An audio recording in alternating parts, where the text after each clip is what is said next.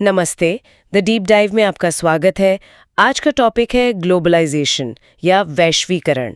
एक ऐसा शब्द जो हम रोज सुनते हैं पर शायद पूरी तरह समझते नहीं। और इसे समझने के लिए हमारे पास राजनीति विज्ञान की एक किताब का बड़ा ही दिलचस्प अध्याय है।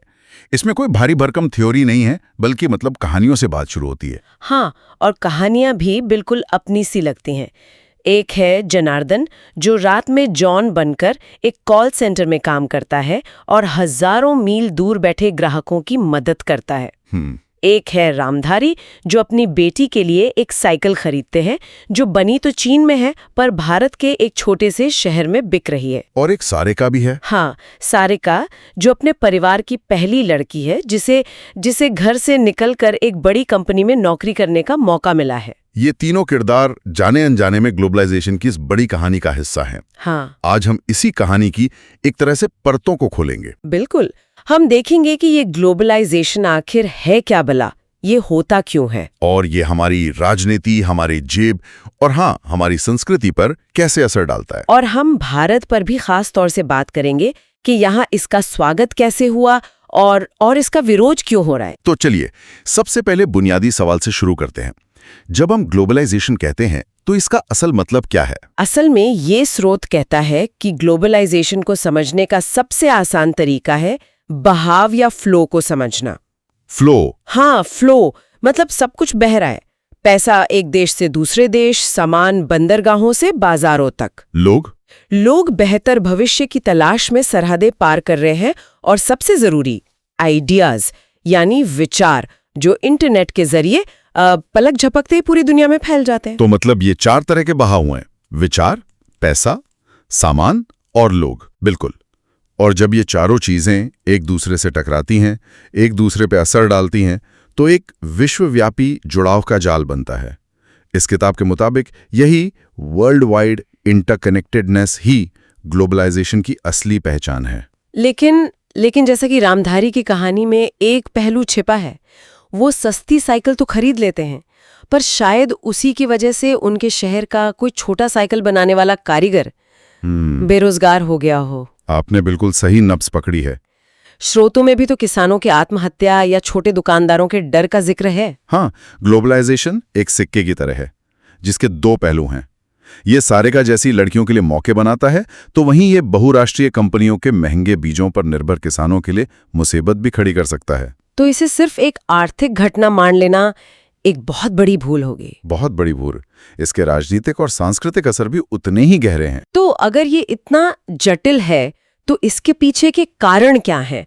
ये सब शुरू कैसे हुआ? स्रोत कहता है कि ये कोई नई चीज नहीं है, पर आज के दौर में कुछ अलग है। हाँ, सदियों से व्यापारी और यात्री दुनिया घूमते रहे, लेकिन आज के ग्लोबलाइजेशन में जो अलग है वो है इसकी रफ्तार और पैमाना, मतलब स्केल एंड स्पीड। और इसका सबसे बड़ा कारण है टेक्नोलॉजी। बिल्कुल।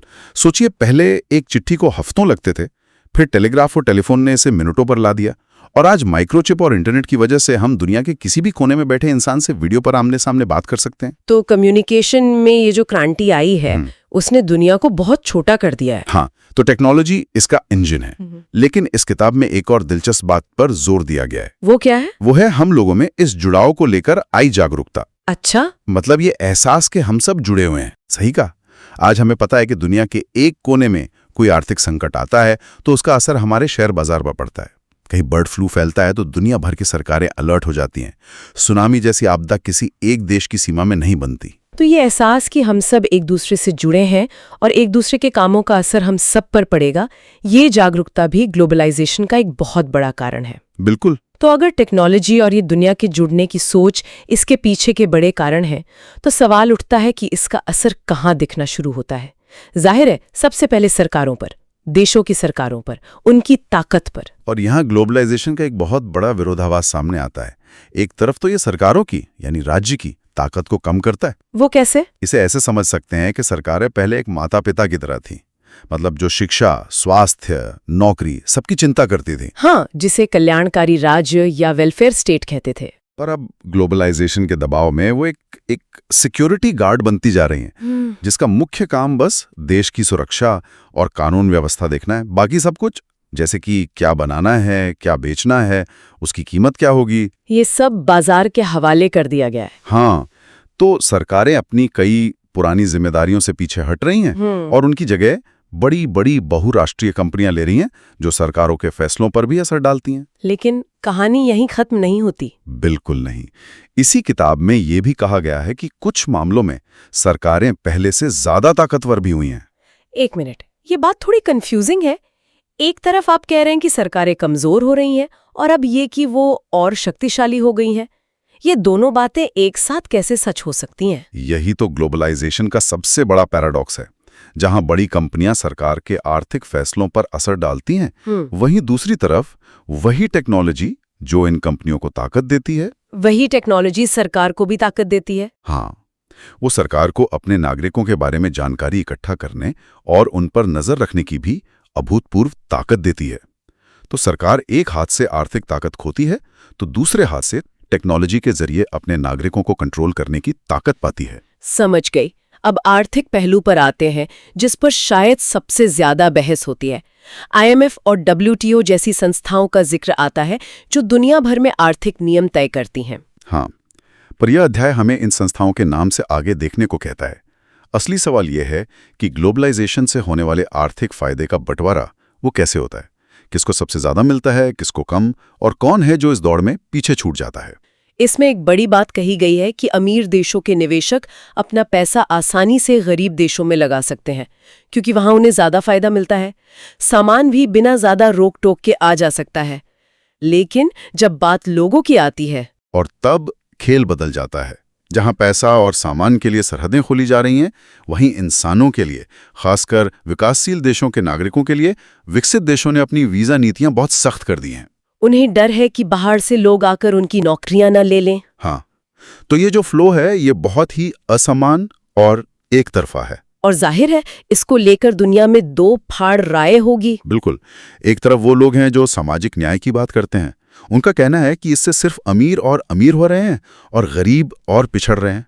वो इससे दुनिया का पुनः उपनिवेशीकरण मतलब रिकॉलोनाइजेशन तक कहते हैं कि बड़ी कंपनियां नए जमाने की ईस्ट इंडिया कंपनी बन गई हैं। कुछ ऐसा ही। वो सरकारों से सोशल सेफ्टी नेट यानी गरीबों के लिए एक सुरक्षा कवच बनाने की मांग करते हैं। और दूसरी तरफ इसके समर्थक होंगे जो कहते हैं कि ये विकास के लिए जरूरी है। हाँ, उनका तर्क है कि इससे आर्थिक विकास बढ़ता है, नई टेक्नोलॉजी आती है, लोगों को बेहतर चीजें मिलती हैं, जैसे रामधारी को अपनी बेटी के लिए मिली।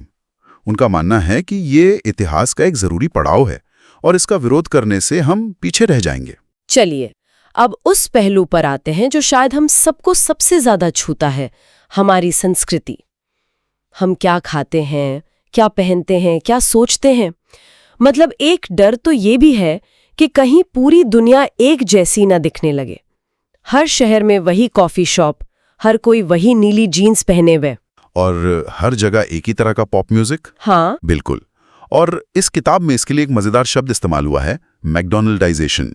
ये सिर्फ बर्गर की बात नहीं है, ये इस डर की बात है कि कहीं पश्चिमी, खासकर अमेरिकी कल्चर इतना हावी ना हो जाए कि हमारी अपनी स्थानीय पहचान, हमारा खान पान, हमारा संगीत सब कुछ खो जाए। लेकिन यहाँ भी एक दूसरा नजरिया है। स्रोत कहता है कि बर्गर मसाला डोसा की जगह नहीं ले रहा है, वो बस हमारे मेन्यू में एक और ऑप्शन बन गया है। ये तो सबसे दिलचस्प बात है। और नीली जीन्स को खादी के कुर्ते के साथ भी पहना जा सकता है। बिल्कुल, ये तो दिल्ली के हर कॉलेज में यूनिफॉर्म जैसा है। हम तो इसे हमेशा से करते आ रहे हैं, बस पता नहीं था कि हम कल्चरल हेट्रोजेनाइजेशन का इतना बड़ा उदाहरण है। और आप अकेले नहीं हैं। इसे ऐसे भी कह सकते हैं कि कल्चर का रीमिक्स हो रहा है। बाहरी असर हमारी संस्कृति को खत्म नहीं करता, बल्कि कभी-कभी उसे और अनोखा बना देता है। और यहाँ एक और कमाल की बात है। स्रोत बताता है कि खादी कुर्ते और जीन्स का यही कॉम्बिनेशन अब वापस अमेरिका को एक्सपोर्ट हो रहा है। अरे वाह, ये तो मैंने कभी सोचा नहीं था। हाँ, वहां के युवा भी इसे पहन रहे हैं। तो ये कल्चरल फ्लो एक तरफा नहीं है, ये एक लेन देन है। तो अब भारत पर आते हैं। इस पूरी कहानी में भारत कहाँ फिट होता है? भारत इस कहानी में 1991 में एक बड़े मोड़ पर दाखिल हुआ। एक बड़े आर्थिक संकट से जूझते हुए भारत ने अपनी अर्थव्यवस्था को दुनिया के लिए खोलने का फैसला किया। व्यापार पर लगी पाबंदियां हटाई गई, विदेशी निवेश को बुलाया गया। और इसके नतीजे तो हमने देखे हैं। विकास दर बढ़ी है, शहरों में चमक दमक आई है। लेकिन किताब कहती है कि असली कामयाबी का पैमाना सिर्फ यही नहीं है। नहीं है।